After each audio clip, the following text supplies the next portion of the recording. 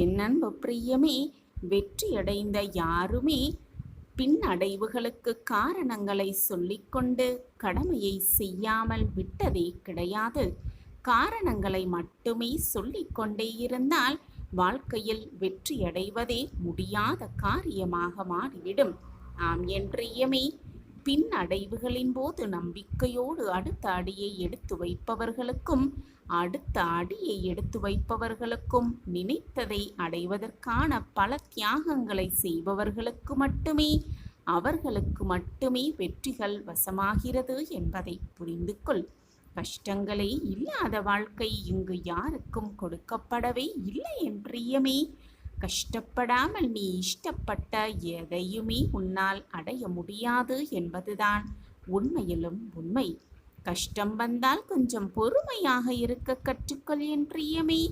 சில நேரங்களில் நீ சிறந்ததை பெறுவதற்கு முன்பாக சில மோசமானவற்றையும் சந்திக்கத்தானே வேண்டும். யாரையும் கீழ்த்தரமாகவோ கேவலமாகவோ எண்ணி விடாதே.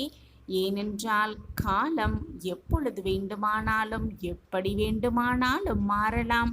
மாற்றம் உனக்குள்ளேயும் வரத்தான் செய்யும்.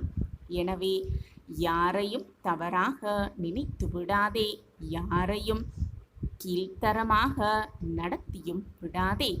ஆம் என் பிரியமே, வாய்ப்பு வரும் வரை பொறுத்து கொண்டே இரு. உன் திறமைகளை வளர்த்து கொள்வதற்கு ஒரே ஒரு வழிமுறைதான் இருக்கிறது. உன்னுடைய மனதை ஒருமுகப்படுத்துவதுதான் அந்த சிறப்பான வழி. புதியதாக ஒன்றை நீ கற்றுக்கொள்ளும்